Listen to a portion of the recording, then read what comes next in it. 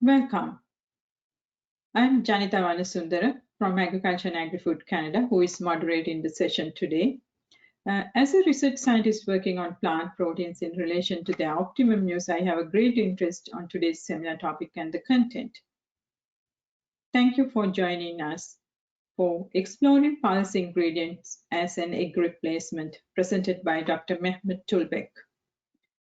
This webinar expounds upon the October 2020 Inform article, Exploring Pulse Ingredients as Egg Replacement Solutions in Food Systems.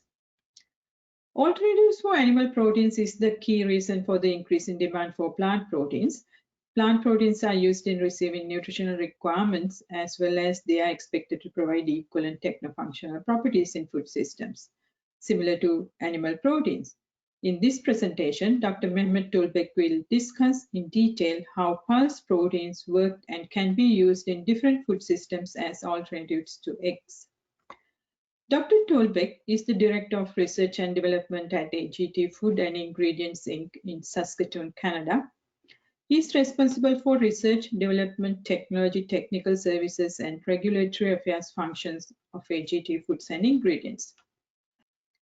Dr. Tulbek's education started in Turkey, where he received a Bachelor of Science degree in Agricultural Engineering with an emphasis on Food Science and Technology from Ankara University and Master's degree in Food Engineering from Istanbul Technical University. He received his doctoral degree in Cereal Science at North Dakota State University, Fargo, USA. Dr. Tulbek has over 15 years of experience in cereal, pulse, and oilseed processing and utilization technologies that he shares with others at a global level through scientific publications, book chapters, and technical presentations. During the presentation, please write any questions for our presenter into the questions section of your control panel. All the questions will be answered at the conclusion of the presentation. Thanks again for joining us. With that, I will turn it over to Dr. Tulbek. Thank you, Dr. Vanasundara. Thank you. It's my pleasure to talk about exploring pulse ingredients as an egg replacement column in a webinar setting. First of all, I'd like to thank AOCS for the opportunity and for this webinar opportunity. And with that, we'll be moving into the presentation. When we look at the overall outline of this presentation, basically I'll just go through a couple slides about the company and then talk about the overview of pulses. Then we'll talk about how the pulses can be used as egg replacers. Then we'll discuss the use of pulse ingredients as egg replacement solutions. And then we'll move into some applications, primarily talk about like in cookies and brownies, muffins, waffle, pancake, egg wash, custard, mayonnaise, and pasta applications, and then we'll conclude the presentation. AGT Food and Ingredients, it's a global company. Our head office is in Canada. We have over 45 facilities in 6 key agricultural production origins on 5 continents. We have sales, merchandising, origination, and administration offices located around the globe. As you can see, we have factories and operations from Canada to United States, as well as in Turkey, South Africa, and Australia, India, China, all over the world. When we look at the overall operations, we are the largest exporters of the lentils globally, lentils and peas, chickpeas, beans, milled durum wheat, primarily on pasta, semolina, bulgur, and several other commodities, bulk ingredients, and around 2013, we established the food ingredient business, primarily in Minot, North Dakota, and working on globally. And that's what overall the whole R&D program started. And we are looking at the development of all these different, our pulse ingredients in several different applications, which will be the part of the overall discussions today. So when we look at the overview of the pulses, pulse crops include lentils, peas, chickpeas, and the beans, which produce the edible seeds, and these are primarily called as pulses. Based on the FAO definition, there are over 57 different market classes of the pulses. They represent the GM-free, gluten-free, and the low allergen type of crops ingredients, and they provide major source of protein and fiber. and especially used significantly in the developing nations as the vegetable sources for their protein and for their energy requirements. But over the last 2 decades, there's been significant consumption in the Western Europe as well as in North America, and mainly used in so many different products because pulses are healthy foods. The reason for that, pulses are high in terms of protein, they're high in dietary fiber, they are low in fat, mostly less than 3%, chickpeas about 6 to 7%, and they're quite high in terms of micronutrients. There are so many different types of pulses, from lentils to chickpeas, edible beans, and peas. They come with different sizes, with different colors, with different cotyledon colors and the hull colors. So they are like really unique. They can be added into so many different type of food systems and applications, and that makes them really very interesting to use and very interesting to add them for the different formulations. So when we look at the pulse ingredients can be transformed into so many different forms. They can be in granulated flours, they can be in fine flours, they can be fibers, they can be starches, or they can be proteins. So depending on the manufacturing of these products, especially on the ingredient side in the milling and whether it's a dry milling or wet milling technology standpoint, they can be transformed into several different forms. And when we look at the overall pulse processing flowchart, the pulse seeds, after coming from the fields, from the farms, first of all, they go through a major cleaning process. And after that, going through that cleaning process, pulse seeds, if they are milled direct through a milling process, they can be transformed into a whole pulse flour from 20 to 30% protein. But in general, that's not typically done because the hulls, sometimes they cause issues in the milling side. It causes water binding, water absorption, and some functionality issues. So initially, the hulling and splitting process is applied. And with that process, the hull portion of the pulses, they are removed. And the removed portion, they are produced as pulse fibers. This can be a pea fiber, lentil fiber, or a fava bean fiber, or else depending on the type of the pulse crop. Then we take the split pulses, and these split pulses can go in several different processing streams. If we mill them in a regular milling process, they can be transformed into coarse pulse flour or a fine pulse flour, depending on the particle size. It can be in more like a grit or semolina type particle size, or it can be more similar to a fine ground flour or typical, just similar to a wheat flour particle size. We can also produce from split pulses through the wet milling process, protein isolates, through the wet milling, the pH modification technologies. We can separate the starches and the proteins, and we use quite a bit of water in this process. And we can produce over minimum 80% protein over up to 90% protein, pea or fava bean type isolates. And as a secondary product, we produce a pulse starch isolate over 95% starch purity. Another process, we can also use these split pulses with the micronization, air classification, and the dry separation technology. We can produce pulse protein concentrates and also the low protein pulse flour. This is more like a air classified starch fraction, and they are like typically about 11-12% minimum protein, and it's very similar to a wheat flour in terms of composition. Not so much in the functionality, but in terms of composition. So with this micronization and air classification, which is a dry milling process, we can produce a 55-60% protein concentrate and 11 to 12% low protein pulse flour. Over the last development of these ingredients, initially when we started, all these ingredients, they were used in so many different applications, but the challenge was always the taste. When we had these products at higher level, always there was this market feedback, the consumer feedback, the overall, I should say, pushback that these products are like really beany. It tastes like so beany. There's a beany taste, aftertaste. So how can we handle that? So as AGT, we established the deflavoring line, And with this, developed these range of deflavored pulse ingredients with a proprietary heat and moisture physical treatment to eliminate these unpleasant aftertaste and the flavor components. Initially, the typical flours, as-is flours, can be used in pasta, bakery, and extruded snacks. But when we deflavor them, we can put them not only in these pasta, bakery, and extruded at lower level, but we can really increase the inclusion rate at much higher level. But in addition, we can use them also in meat alternatives, dairy alternatives, soups, and the sauces, and also in egg replacement systems as well. So that's why the deflavoring technology was like quite critical to develop these line of products. So let's talk about some of the egg replacement concept. Why egg replacement is important? How can we use the pulses and the pulse ingredients in egg replacement system?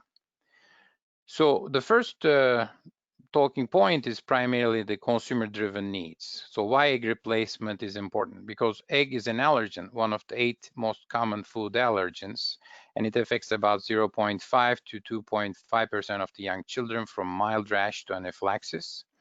It's a concern for the food safety for consumers. Salmonella can be transmitted to egg from the chicken. There's always a possibility because it's an animal-based product. And it has cholesterol. Eggs has cholesterol, contain high levels of cholesterol, which is especially concerning to people with familial hypercholesterolemia. And again, for certain people, they just don't want to consume cholesterol. And the next one is it's not a good fit for plant-based diet because the growing food trend due to the positive health effects, sustainability, and the ethical concerns regarding animals, it's not an ideal ingredient for the plant-based diet. So the Good Food Institute really developed some really good white papers and studies about this, and that's been taken and summarized from their study. And when you look at that, this overall consumer-driven needs is really driving some of the overall development of this market for the egg replacement. When we look at the manufacturer-driven needs, the egg replacement solutions, they are like quite important for handling and storage. Fresh and the liquid egg ingredients, they need cold storage because they have a short shelf life. So when you have the cold storage, then you have quite a bit of storage costs and handling issues. So this can be a problem. The next one would be an allergen segregation and cleaning in a plant. Because eggs are allergenic ingredients, they will require designated areas and equipment that must undergo proper cleaning to prevent the cross-contamination. And price and market volatility can be an issue. Prices can fluctuate greatly based on egg availability. For instance, if you remember back to 2014 and 15, there was a bird flu issue, especially in US and also Asia. It drove the price of the egg ingredients significantly. Now, we are not seeing that as much, but it's like quite seasonal issues, and some more like these disease problems can create some price and market issues and the volatility issues. So this can be another concern for the manufacturers. And the last one would be the sustainability. Again, being part of the entire poultry supply chain, eggs require more water and more feed usage. And because of that, they have much high waste output. And compared to pulses and other cereal or a different type of tuber-based ingredients, more plant-based ingredients, they have much higher sustainability concerns compared to plant-based ingredients. So that's why there's also another factor for the manufacturer side why egg replacements are important. So when we look at the egg composition, eggs are primarily have quite a bit of water. So if you look at a typical whole egg, has about 76% water, about 12.6% protein, 9.5% fat, and very minor levels of carbohydrate and ash. And when we look at the egg white has much more water, about 88% water, about 11% protein, and again, minor components of fat, carbohydrates, and ash. And when we look at the egg yolk has much less water, about 55%, a significant level of fat. Most of the fat is accumulated, fractionated in the yolk part, about 26-27%. And the protein level is about 15.5%, and the minor levels of carbohydrate and ash. So when we look at the composition of a generic pulse crop, on the other hand, pulse crops, they are like quite high in terms of starch and the protein. And typically I just put it around 43. This is ranging between 37 to 50%, depending on the market class and the pulse crop type, and about 43, 44% starch. And out of this starch, 65% is amylopectin and 35% is amylose. The next composition, overall attribute, is the protein. Protein has about 22%, and fava beans naturally about 29%, peas from 21 to 22, 23%, lentils 21 to 23% from the field, about 22% in average protein, and they are quite high in terms of lysine. The fiber is about 19%, and the reason I put the 19% fiber is primarily the dietary fiber, because the fiber has to be really investigated in detail. There's crude fiber, which is primarily cellulose base. There's galacto-oligosaccharides, which are the raffinose type sugars, about 3 to 5%, and the dietary fiber about 15 to 22% total. So in average, about 19% fiber, and there's resistant starch and other components, some non-starch polysaccharides. They basically complement the entire fiber portion. The crop is coming about 9 to 10% moisture from the field. Has about 3% ash. It's quite high in terms of iron, zinc, selenium, potassium, magnesium, phosphorus, and calcium. Primarily potassium and calcium and magnesium, they are quite high in the ash portion. About 2% fat. This is quite common for peas, lentils, and fava beans. Chickpea has about 6-7% fat, and if you look at lupins have about 12 to 13% fat. So again, depending on the market class, there can be some differences. And there's about 2% simple sugars. This is primarily sucrose. All pulses, they have about 2 to 2.5% sucrose present naturally. So when we compare the composition of the pulse ingredients versus the liquid egg ingredients, they are like interestingly very comparable. And in some cases, because these are dry products, they tend to have much more protein compared to like a liquid egg ingredients, especially when we are in the position to replace a liquid egg ingredient. So if you look at our low protein pulse flours, they have about 11 to 22% protein, 1 to 2% fat, 70 to 80% carbohydrate, about 2 to 3% ash. The typical pulse flours, about 20 to 30% protein, again low in fat, 2 to 3%, carbohydrate between 55 to 68, 2 to 4% ash level. Pulse protein concentrates, the protein level, it's about 50 to 60%, fat level 2 to 4%, carbohydrate between 25 to 35, and this is the combination of starch, galacto-oligosaccharides, some non-starch polysaccharides, and 5 to 7% ash. And when we look at the pulse protein isolate, about 80 to 90% protein, 5 to 9% fat, about like 1 to 2% carbohydrate.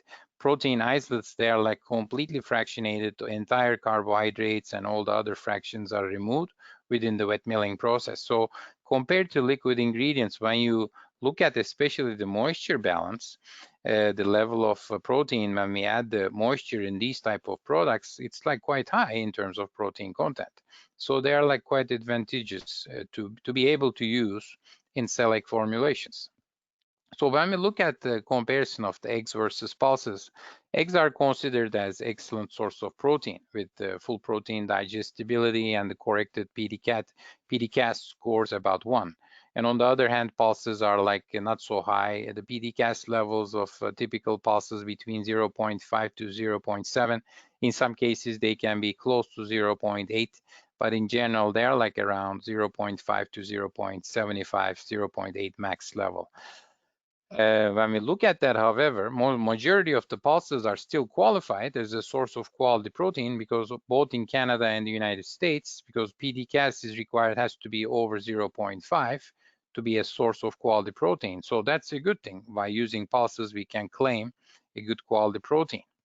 When we compare the protein fraction, especially based on the Osborne fraction components, the globulins and the albumins, eggs have quite a bit of more albumins and much less globulins, and the pulses, they are like a little bit higher in globulins and less in albumins, and that is some of the differences in terms of the composition. But unlike eggs, Pulses, they don't have any cholesterol, and they deliver some fiber depending on the type of ingredient we use. And that type of fiber, not only we can claim for the dietary and the health benefits, such as the bowel movements, weight control, other benefits, but they can work really well in a formulation system. They can swell and they can bind the water and they can provide some of the moistness. So these are like quite important factors for a formulation standpoint. So when we look at some of the composition of pulse protein and the egg protein, the globulins are about 12% in eggs, primarily the ovoglobulins, the lysozyme, and the pulse proteins, the globulins 50 to 80%, much higher, primarily visilin and the legumin. Albumin, and these are insoluble in water but are soluble in dilute salt solutions, and albumins are quite high in egg proteins. These are the more functional proteins that can create more foaming and more binding and emulsification from the eggs. And they are more water soluble and undergo rapid denaturation and with heating. And again, pulses, they have some albumins too, but much less, between 15 to 25%, especially when we look at the P albumin, about 20-25% as in the pea crop. So when we look at the overall use of the pulse ingredients as an egg replacement, pulse ingredients can be used in so many functions in these formulated systems. So in a pasta application, we can use pulse protein as a structure enhancer. In a mayonnaise or more like a custard type of product, we can use pulse proteins as an emulsification tool. We can use dietary protein fortification, typically like an egg. We can add the protein, pulse protein, and to claim the protein level. In certain desserts or different type of applications, the gelation properties of the pulse protein and starches or flours are quite important. Pulse proteins, they have some foaming properties that can work well in certain desserts. The browning is quite important, especially the overall development of the Maillard reactions and then creation some of those browning components. These are quite important in bakery systems. And the binding, when I say binding, mainly the texturization because of the pulse flour, starch, and the protein, texturization, gelation, and moistness, and the water binding. These are the key factors that they work very well in baking systems.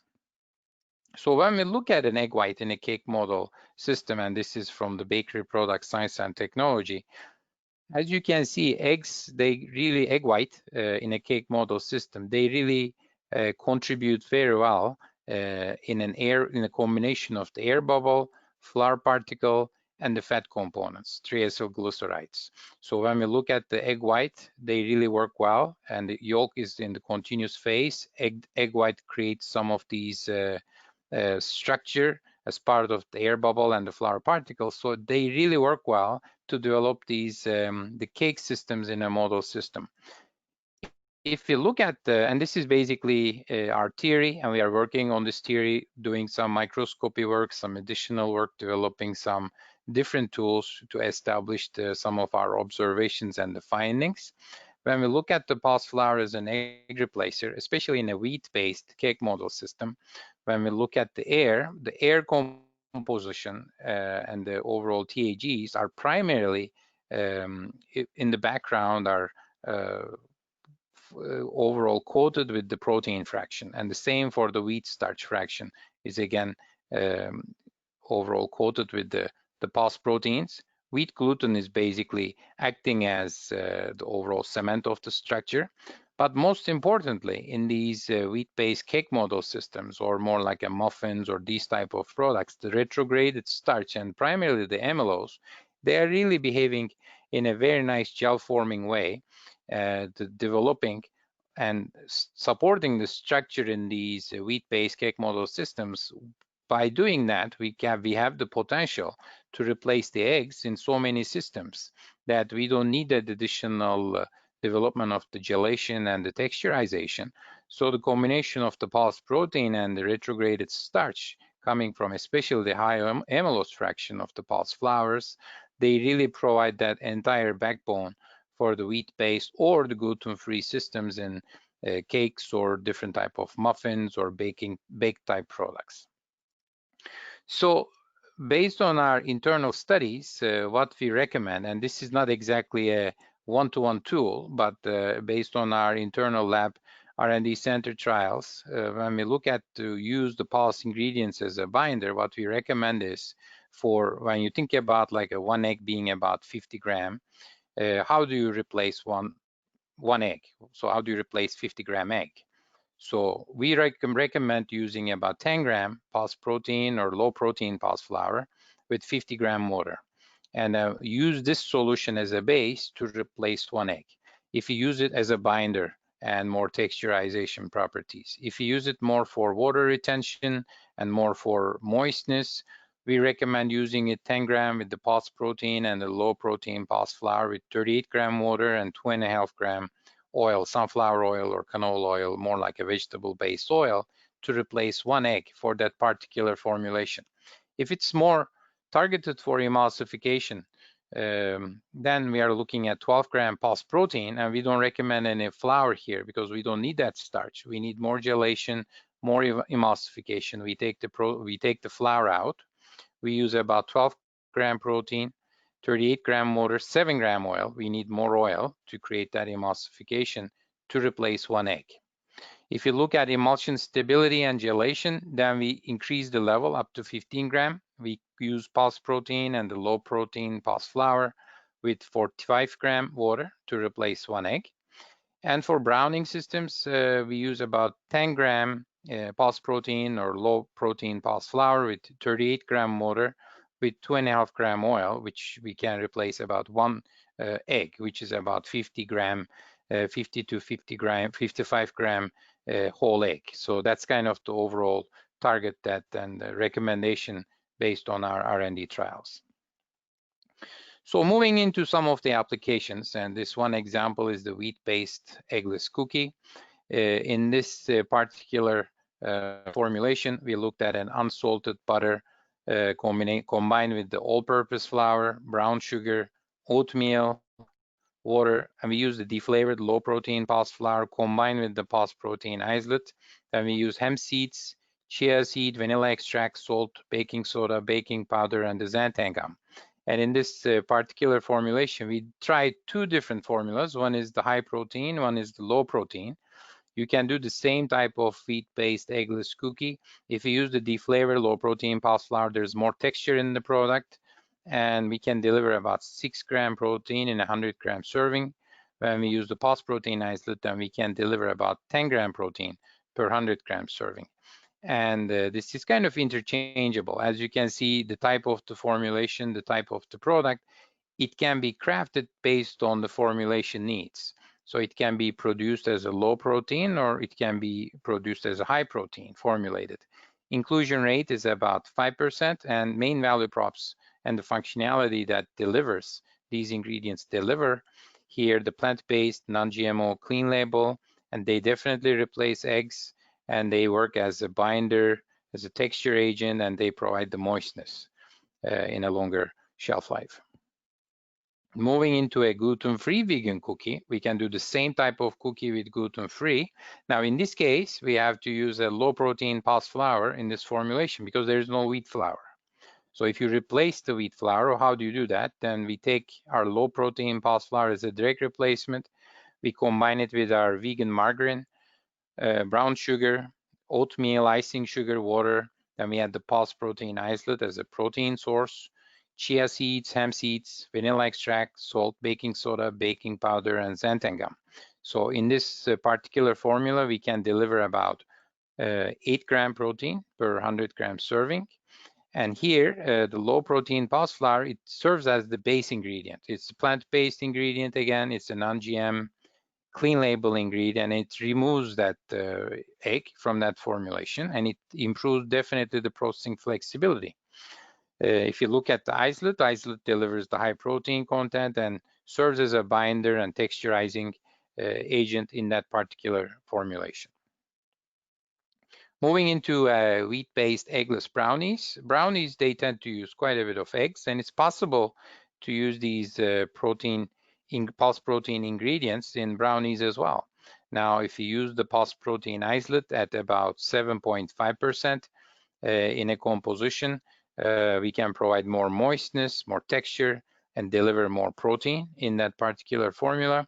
And the deflavored low protein pulse flour, again, it delivers more the binding properties, more water retention, more texture, and assists in the dough and the batter stability during the mixing and the preparation step. In this formula, we, of course, it's a brownie, we use more sugar, more butter, but again, we deliver some protein, try to make this really high carb and high fat formula with some protein. And then we add the all-purpose flour and the low protein pulse flour so that we can replace the eggs in the formulation. So it's possible. And in this formula, we can deliver about 10 gram protein in that 100 gram serving size. Moving into muffins. Now, muffins, it can be done in gluten-free and the wheat-based again. If you look at this is the wheat-based formula, the all-purpose flour, typical wheat flour is the base ingredient here. We use about 1.6% in the recipe, combined with the granulated sugar, brown sugar, milk, canola oil, some blueberries, water, and the vanilla extract, the overall, all the auxiliary ingredients. And we can deliver about 5 gram protein in 100 gram serving size. And again, this product delivers that water retention, some texture, binding properties, assists in the dough and the mixing stability, and improves the process flexibility. Now, it's possible we can push this more. We can increase at the higher level. Then if we increase it, we may have some issues with the overall expansion and the oven rise and some of the moistness and the softness of the product. So there are certain levels that we have to handle in a wheat-based formulation. But if you look at a gluten-free system, in the gluten-free, we can use the gluten-free ingredient, the low-protein pulse flour as the base. Now, this is a base ingredient that you can use in formulas with the plant-based, non-GM, clean label, and the water retention properties. Again, it delivers that whole dough and the mixing stability, and then improves the processing flexibility. Now, in gluten-free, typically, when we find the right type of base flour, then we need the milk, canola oil, and the sugar, and the additional ingredients. And mostly, we need to use some sort of xanthan gum and sometimes lemon juice to establish the pH level to come up with the right type of texture and the development of that dough. So in a formula like this, when you look at it, the low protein pulse flour is really one of the key protein sources here, and with the milk, it delivers about 7 gram protein in the 100 gram serving. We can also use these ingredients in waffle systems, and waffle systems, it delivers more, again, the binding and the texture properties, more water retention, and here we are looking at a little bit more browning and some protein enrichment. We can use the flavored pulse protein concentrate to deliver the protein level, increase up to 12 gram protein in 100 gram serving, combined with the wheat flour. And the other thing to comment here, when you take the wheat flour and the pulse protein together, we increase the protein quality of that formulation. Now, typically, wheat and the cereals, they tend to have much lower protein quality. So by adding the pulse proteins or the pulse flours, you can not only increase the protein level, but also you can increase the protein quality of that particular formulation because it's the complementary amino acid profiling. So you take the lysine from the pulses and you take the overall sulfur-rich amino acids from the cereals. So that type of combination also increases the protein quality of these formulas as well. Moving into a gluten-free vegan waffle. In a gluten-free vegan waffle, the low-protein pulse flours can be used in combination with coconut oil, granulated sugar, brown sugar. We need to use some cornstarch for additional texture, and the xanthan gum. Xanthan gum is important salt for some of the dough development and the taste, and the baking powder for the texture. And again, in the formulation like this, pulse ingredients not only can serve as an egg replacement, but also can serve as the base flour, which can make the product completely plant-based. Moving into the pancakes, again, the wheat-based pancakes in a very similar way through the waffles, the all-purpose flour combined with some butter, milk, water, and the pulse protein concentrate. Here, we can push the protein level with the pulses up to 13 gram.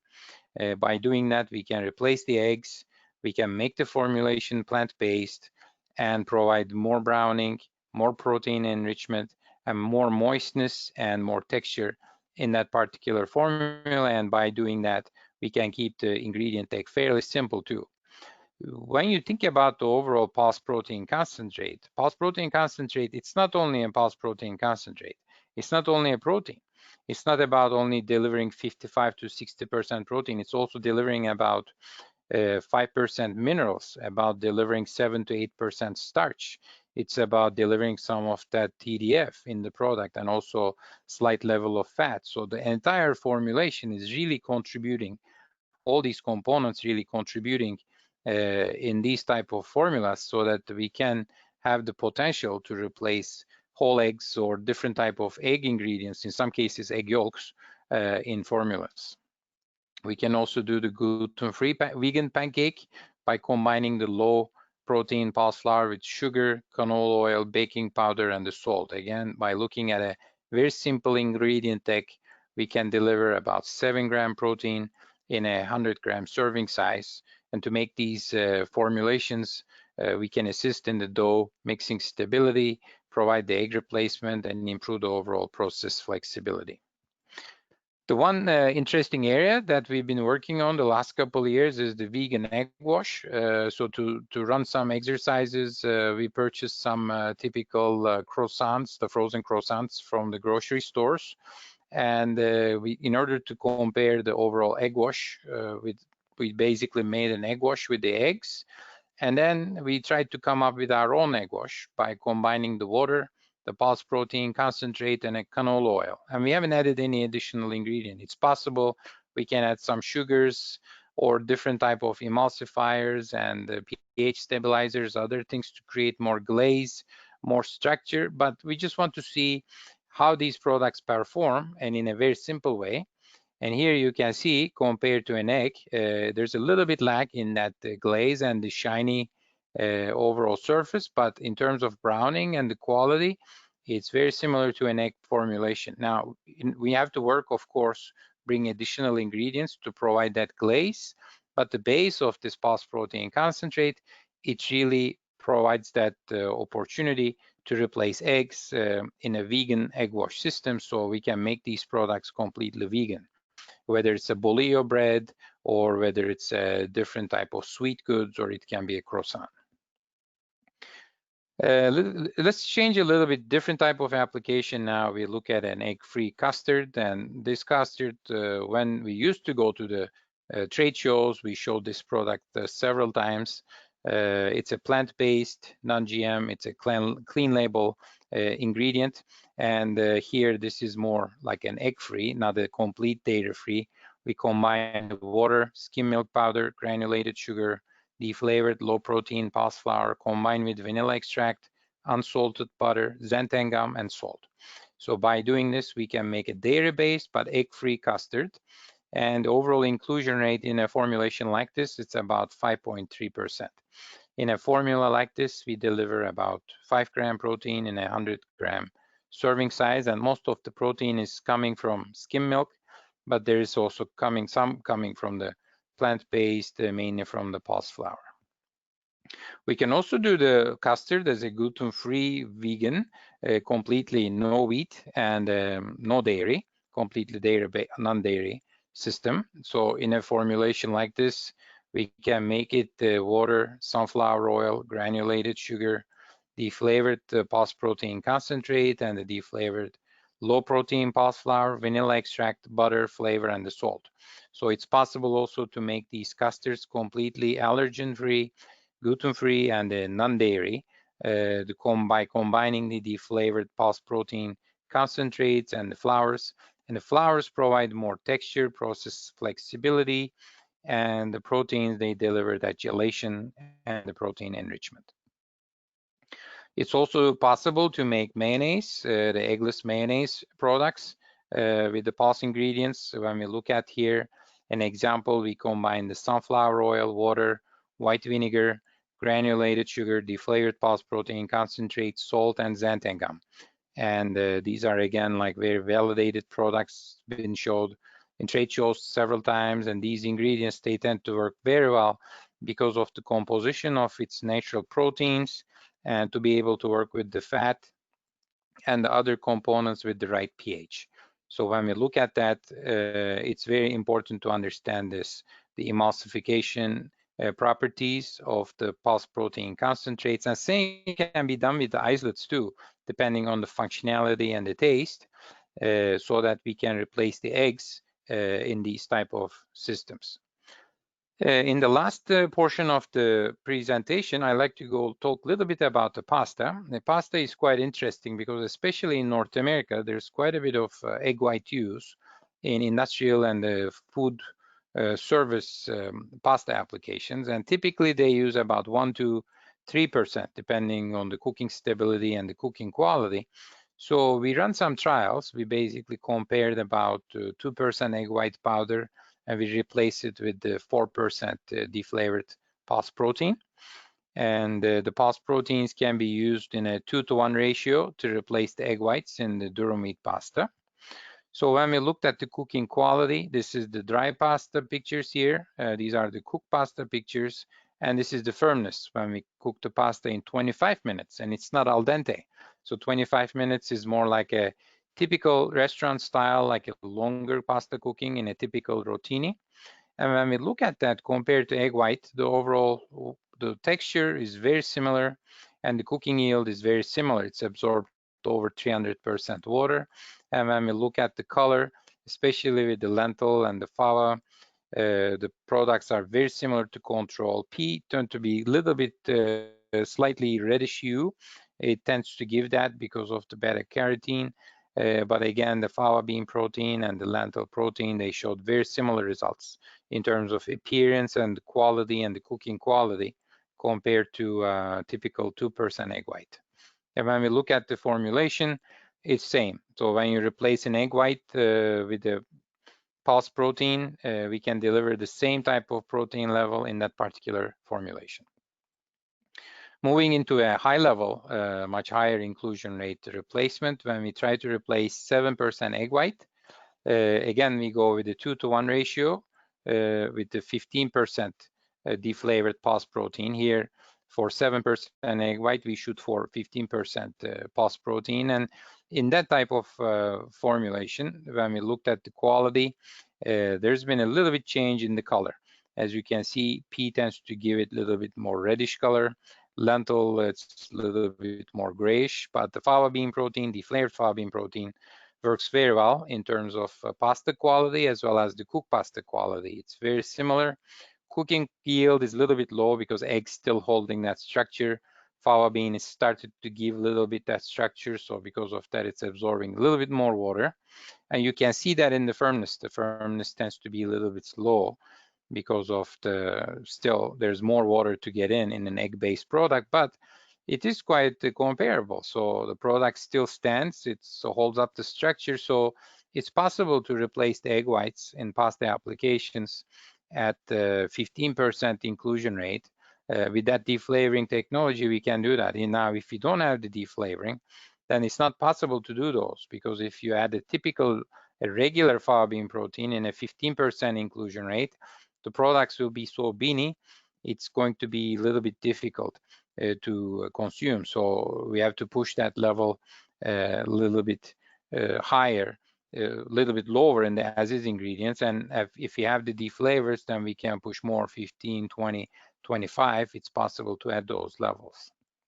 And when we look at the nutritional deck, as you can see, compared to an egg white, there's slight increase in the dietary fiber because of some of the fiber portion coming from the pulse proteins.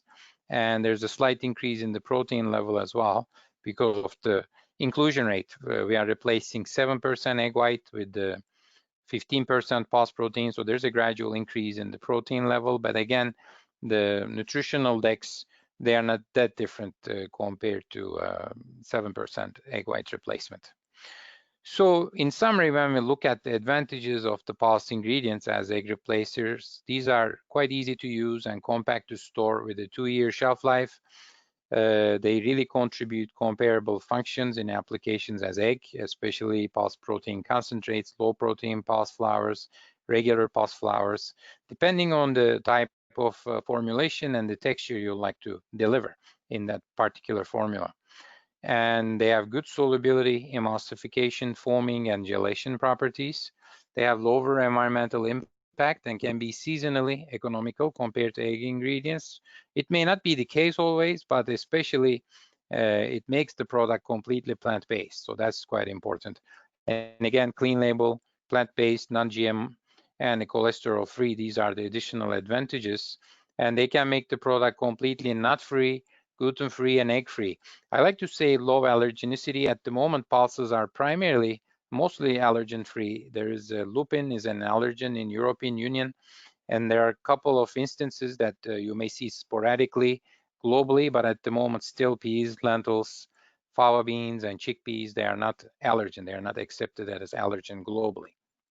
So in conclusion, and this is I took from our column, a short column with Zoe and the team, it's really worth bearing in mind that although the search for plant-based egg replacement is still in its early stage and awaits much research and development efforts, it's not to be taken lightly that the eggs are consumed by over 90% of households and 75% of the food service establishment in the US. But because of the development in the plant-based milk, what we saw over the last 10 years, we expect the same in the plant-based egg replacement. There will be more and more applications than the eggs, egg whites, and the yolks will be replaced.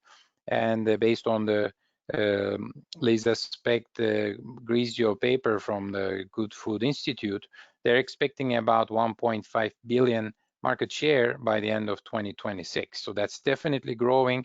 And it's really important to have all these different ingredients available, whether it's a pulse-based or tuber-based or cereals or anything plant-based, because there is definitely an interest by the consumers, and all these the typical functional properties of these pulse ingredients make them quite applicable for these formulas.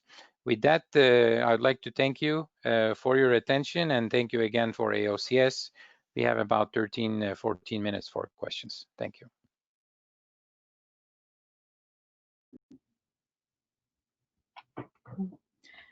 Thank you very much, Dr. Tulbek, for this detailed presentation on how and which pulse ingredients can be used as egg replacements, and also in product development. You explained very well the science behind it and the technical aspects of that. There are there are questions from the attendees for the webinar, and I would present them in different ways. So one question is actually, it is because eggs provide several functionalities.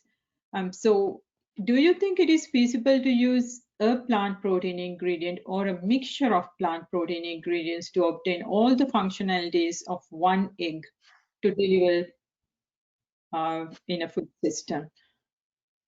I think it's both is possible. It's just a matter of how you like to tackle the overall problem, depending on your application. There are certain ingredients, they really work as a single ingredient, which we started to see a lot, like these deflavored pulse protein concentrates, because they are so unique. They have these 55% protein and about that 20-25% carbohydrates with 8-9% starch.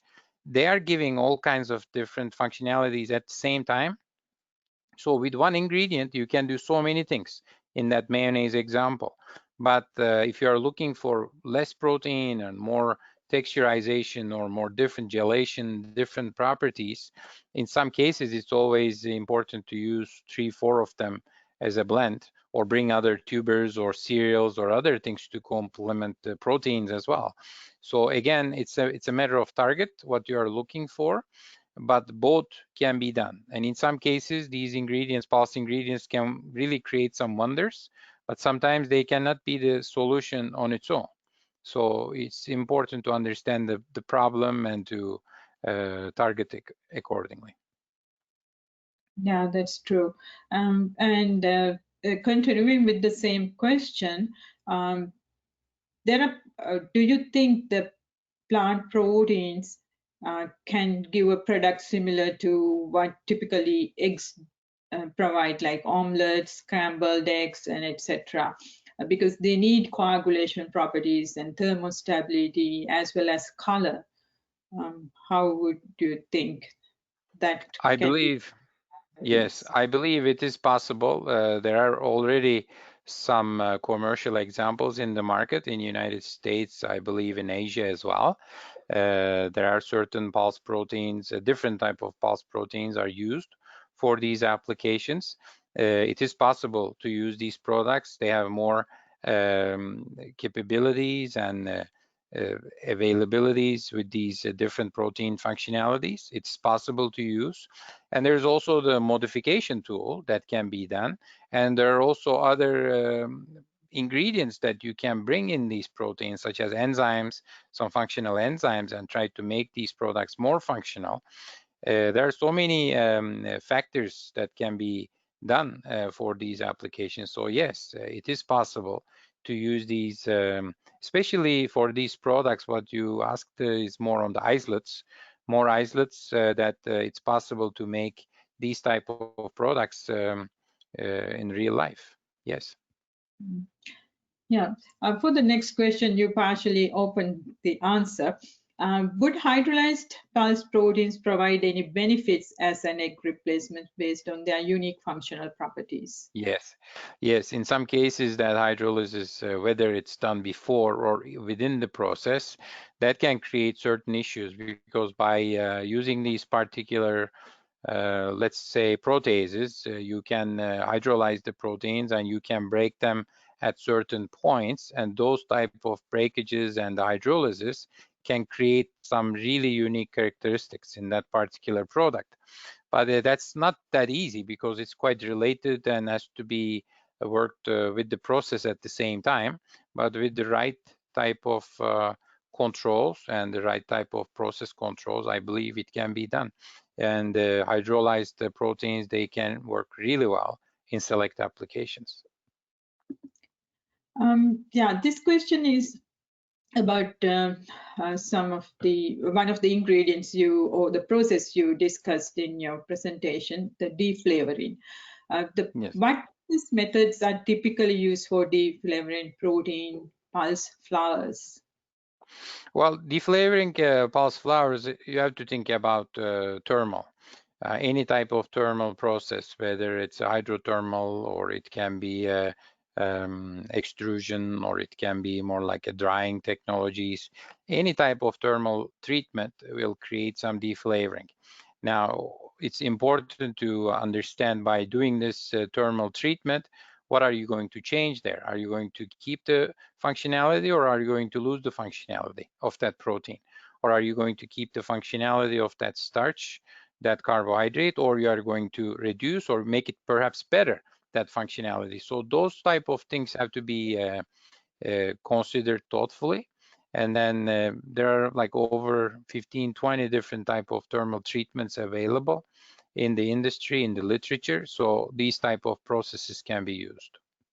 Mm-hmm. Okay, right. There's another question on, do you have the costs for making the formulation with pulse ingredients instead of using egg? So you have done any cost analysis, I believe that's the Yes, question. it's a matter of season.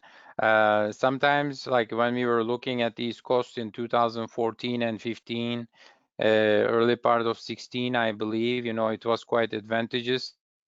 The last year, egg prices, they were like really low. It's a matter of seasonal, the prices and the hikes in the egg industry. Normally, it is like similar, or plant-based can be slightly higher. Egg whites typically are the highest ingredient, highest priced egg ingredient in the egg industry. So there's always a possibility to replace egg whites depending on the cost. But I remember checking the prices, and recently, the egg white prices, they tend to be not so high these days, and especially last year was quite low. So it's a matter of seasonal issue. I see for these type of applications, it's a matter of principle. Now, if you go completely plant-based, or if you go with a segment of your business plant-based, then these ingredients work very well. The seasonal issues can be always a challenge. Sometimes there's potential to reduce the costs, but it may not be quite sustainable because the production, the size of the poultry, the production of the eggs is like quite high. It's a very sizable business. So sometimes it's not easy to compete in the price range. Okay, this question is about the stability and the of the product. How does the replacement affect oxidative stability and shelf life of products, considering the difference in oil content and presence and levels of metal? Yeah. These products, as I mentioned, the pulse ingredients, they are quite low in terms of oil. They are quite high in protein and carbohydrates. So in terms of texture, in terms of microbial properties, water activity, overall as a CPG point of view or in an R&D trial point of view, we don't see any issues. The shelf life, what we really like with these products, especially in bake systems, is the moistness. They tend to work well. The texture tend to work very well. And with other ingredients, they have to be, of course, so streamlined and they have to be optimized. But in general, they work fairly well and it's quite comparable. And in several instances, I should say better than eggs. Mm-hmm. Okay. There's a question. What is your favorite pulse to use as an egg replacement? To be honest, like it's very difficult question. It's a matter of application, but I think I answered that, talked about this quite a bit. Deflavored pulse concentrates, protein concentrates, they are like quite functional because of the composition. With one single ingredient, they can do really wonders, can work very well. Again, like it is in terms of a flour, chickpea flour works fairly well. The deflavored pea flour are low protein pea flours. They really work well. It's a matter of application and it's a matter of target. So it's difficult to answer. But when you think about your application and your target and what type of ingredient we can use, the deflavored pulse protein concentrates they are like quite unique and interesting to work with. Continuing with the same question and the previous one on deflavoring, do you, with your experience, once deflavored, pea, chickpea, or lentil, or faba bean, it doesn't matter, they come to a same base flavor profile, or still they have some uniqueness? They create some uniqueness. They completely change from their as is composition, as is taste and flavor functionality. The interesting thing of our process with this deflavoring is we really try to keep the functionality as close as possible. There is some change, but that change is like really very, I should say, not significant. So we try to keep the protein structure, the protein functionality, all those beta sheets, the coils, the overall protein solubility, everything as similar to native as possible. Because we know that the native proteins, they have really, because they are in that primary structure, they tend to have one of the best functionality. The issue is they don't taste great. So the whole idea is we try to make these products as close as possible to the native proteins with this deflavoring technology. And again, it's a matter of application. Sometimes the higher process can be needed depending on the products or depending on the applications. It's a very complex point, but when we talk about just the functionality standpoint, the native proteins, they tend to have the best functionality, but unfortunately they don't taste great as is. So that's a challenge. Yeah, it is on the same side. The native proteins may not always give the best functionality, so we may have to go through certain modifications. So that is what we have seen and what history of research and the industry does too. So that part, I think it's probably the optimization of all these factors is the one that has to come in place. Yeah. There's a question about defatting. Is defatting a common process for pulse protein ingredients, and how would applying this process or not affect the functionality of the ingredients and their application. So it relates to what we discussed, I believe, right? Yeah, you Yes. can comment on that. Yes, going back to the slide, I'll try to go back. I didn't talk about any defatting in our process chart, but just to explain here, when you look at a pulse protein isolate, pulse starch isolate manufacturing, there are 2 to 3 pulse crops that are quite high in terms of fat. One is chickpea and the one is lupin. Now, when you start producing protein isolates or starch isolates or carbohydrate fractions from chickpeas or lupins, that is something that you may like to consider. Now, at the moment, I mostly talked about pea, lentil, fava bean, and some chickpea. But again, in the wet milling side, the higher the fat level, I believe, and I think everybody will say yes, that the overall defatting will be quite important, because the fat composition, the oil composition of the chickpeas and lupins, they are quite high in terms of 18,2 linoleic acid. And the linoleic acid is like quite unstable. So it's very difficult, and especially when the enzymes are present, if those enzymes cannot be inactivated in pulses, like lipoxygenase is quite predominant, there may be a huge oxidation issue. So not for like lentils or peas or fava beans, the defatting, the fat level is so low, but for chickpeas and for lupins, definitely need to be considered. Yeah, because they are at least 6 to 8% oil. I can't remember exactly how much oil in lupin, but definitely Yes. chick at least 6% oil. Yeah. Yes, chickpea has 6 and lupin has about 12 to 13. So when we process those products, the fat can be a concern. There's a question about mung bean, although you didn't talk about it. Mung bean is getting a lot of attention nowadays, especially by just egg and beyond Yes. meat. What is the special feature about mung bean? Mung bean has certain protein functionalities. That's why they are like working very, very well. It's not grown typically in North America, but it's a predominant crop in Africa, as well as in Southeast Asia. And there are certain functions of the mung bean proteins. They are like really unique and work very well in select applications. And I can agree with the comments that for those commercial products, they seem to find its space. And depending on the supply chain, how these products can be brought to the market, that there's more potential to use those products in the industry as well.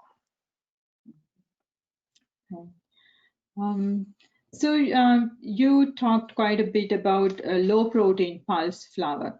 How Yes. does it work as a replace compared to protein concentrate or a protein isolate? Yeah. The protein concentrate, because it's much higher in protein, it brings more gelation and more emulsion properties. Low protein pulse flour, they are quite effective in baking systems, in some non-dairy applications as well, because they deliver about 65-70% starch.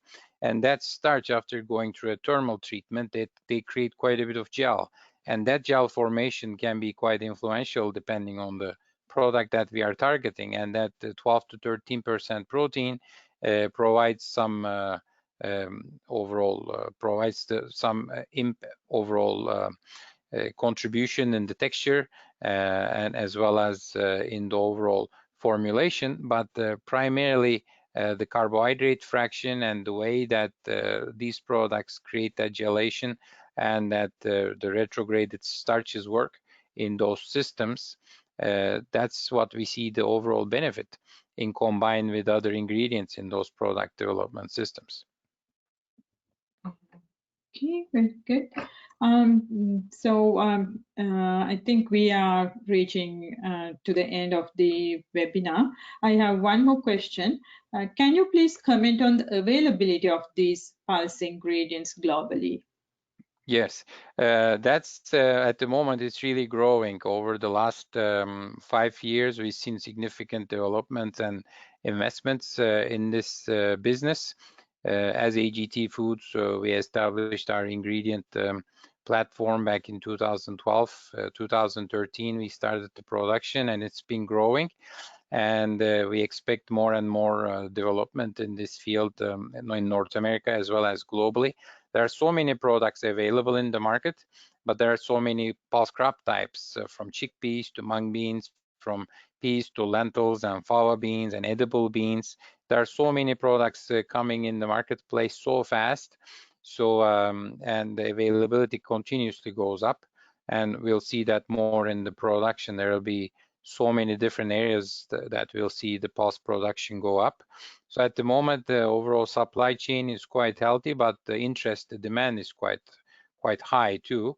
So our business teams, everybody, they are like quite diligent and careful about to keep all these things running smoothly as well. So, but so far, overall things are growing and in a good way. Okay, just now there is another question popped up, one follow-up question for mung bean. It contains lesser amount of cysteine than available plant proteins. I am very curious on how just egg achieve egg type gel. That's a specific question. I need to check if the participant asked the question can reach out to us. Perhaps we can answer it more privately. We need to look at a couple of things. Mung beans are quite unique, and it may not be only the amino acid fraction, but more as a protein composition and related to Osborne fractions, and the type of those proteins can be effective in these unique applications. I may not answer that question direct at the moment. So that's very good. So please communicate with Dr. Tulbek on this question. Yeah, just my insight also, we are collectively talking pulses, but they are coming from different species of Fabaceae or legume family, and they brings an array of different protein types, and those proteins are not just proteins, they have certain attachments as well, like carbohydrate. Yes. So that brings, yes. yes, Yeah, so that glycoproteins, lipoproteins, everything. Yes. That brings an array of functionalities. So that's the beauty of pulses too. Right? Yes. So I think with that, we can conclude the webinar. And thank you very much, Dr. Mehmet Tulbek, for this wonderful presentation and very informative, rich in technical and scientific details, and also for those who joined the webinar. And thank you very much. Thank you. Thank you for hosting this webinar as well.